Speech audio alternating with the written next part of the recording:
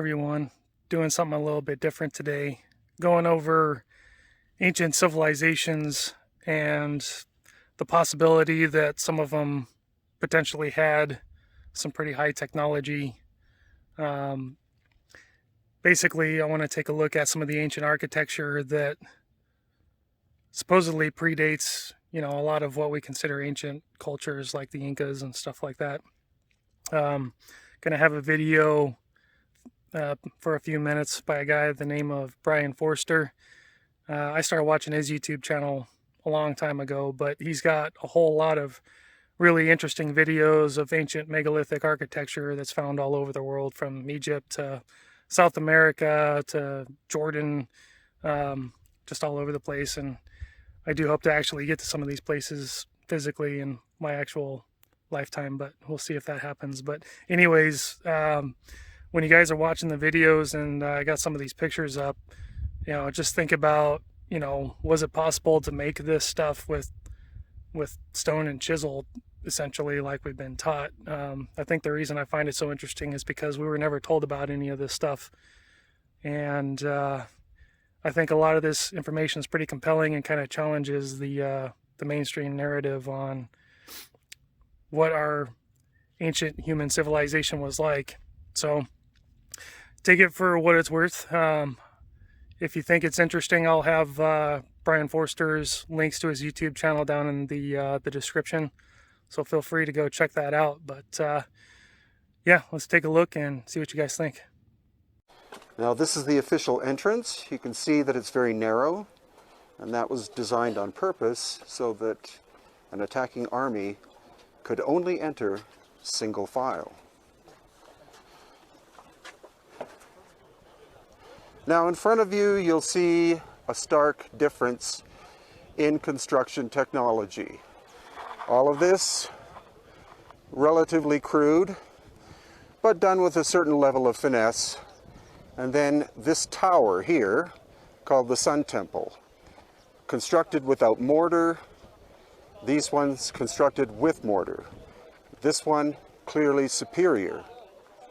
Now what most guides will tell you is that the finer construction is called Imperial Inca, and those were the great stonemasons, and the rest of the work was done by okay stonemasons, because the Royal or Imperial is where the Royal Inca would be located, and the rest would just be for common people. But that's not the case.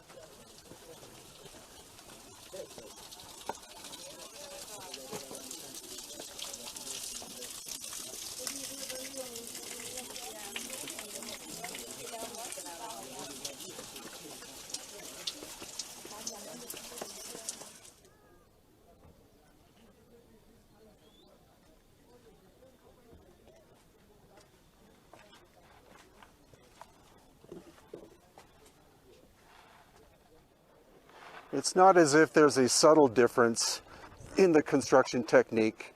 It is, as you have seen, literally night and day. You find very fine work, and right next to it, very inferior work. It's clear that somebody else first occupied Machu Picchu, did the megalithic work, and then thousands of years later, the Inca found the site and built their city around what they called a sacred megalithic core.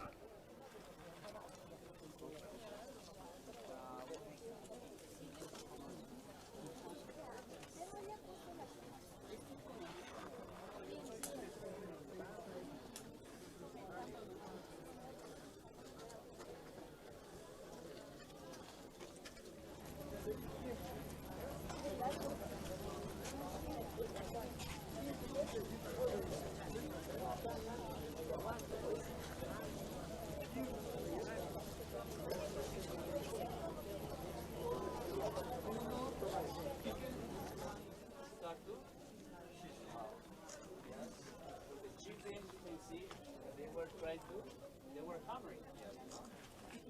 This section is the unfinished part of this. Okay? That's the way forward. Now, the gaps you see in the megalithic work are all east to west.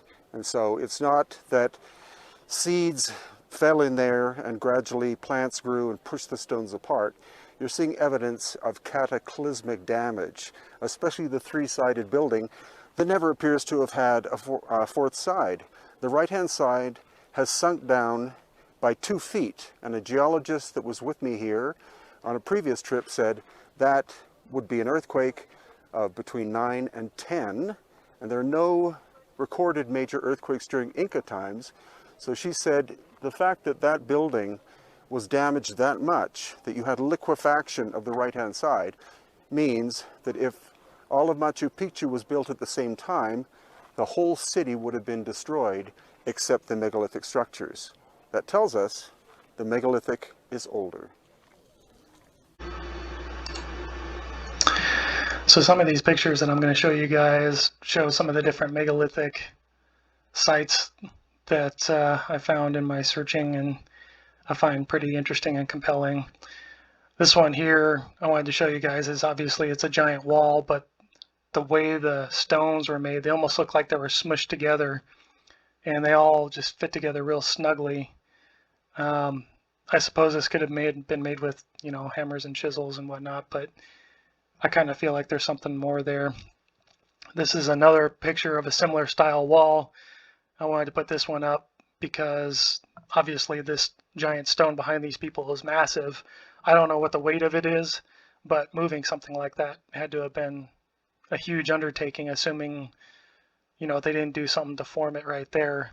I don't know if maybe they used some sort of ancient concrete that turned into stone. I don't have any idea. This picture here is just another example of kind of how it looks like they're smushed together up close. And, you know, I don't know that they can really make, I mean, I guess it's possible that you can make something like this with chisels, but it just seems far-fetched to me. The lines are too clean, and I don't know that you could really fit anything between the gaps there. This is to illustrate, you know, similar styles that were used all over the planet, actually. You know, obviously Peru and Egypt are on very far away distances from each other, so I wanted to show you guys that. This here is actually in Ethiopia. This building was literally cut out of this giant rock, and I don't know, hammer and chisels, I kind of feel like that would have taken forever to do that. Not to say it's not possible, but the lines just look so clean and stuff like that, so I just figured it was worth showing you guys. This is kind of a crappy picture, but obviously an aerial view of the same thing. Here we've got, this is Petra in Jordan. They got a whole city that was carved out of stone, the giant rock there. And if you look at it, research it, you can find all different kinds of things that look like this that are just amazing and are just huge feats of architecture as far as I'm concerned. And this here is a giant obelisk, I believe in Egypt, that was massive. For whatever reason they stopped, like they just left it there as it is.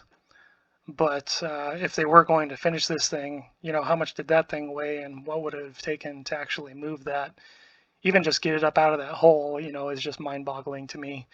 But one thing I did want to show you guys is this is down in the trench next to it, and you can see that there's almost like some sort of scooping tool used to be carving this thing out. So I don't know what that is, but I wanted to show you guys just because it is kind of compelling and indicates to me at least that there might be some other tool used to be creating a lot of this ancient architecture.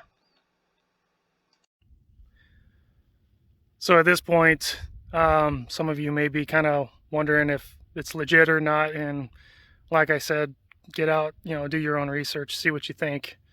But if this information is true and there was ancient high technology that potentially could even, you know, surpass what we have right now, a lot of those giant stones and obelisks and stuff are massive and weigh just insane. You know, I don't know how many tons, but probably more than most of our big rigs and stuff can haul today. And this is supposedly all being done way back when we had, you know, just a bunch of slaves pulling things on like logs that they're rolling them on top of. So I don't know. I like I said, I don't know if it's true or not, but consider if that information is true and they did have high technology. What does that actually mean? Does that mean that everything that we believe and have been taught is accurate? Is there a possibility there's a big hole in the information we got? It's, to me, it was so important, and that it helped me wake up to the fact that maybe everything that we've been taught over the years wasn't completely correct or was missing information and could potentially change the way we look at the world and each other. So just keep that in mind. Hope you guys found this interesting. Have a great day.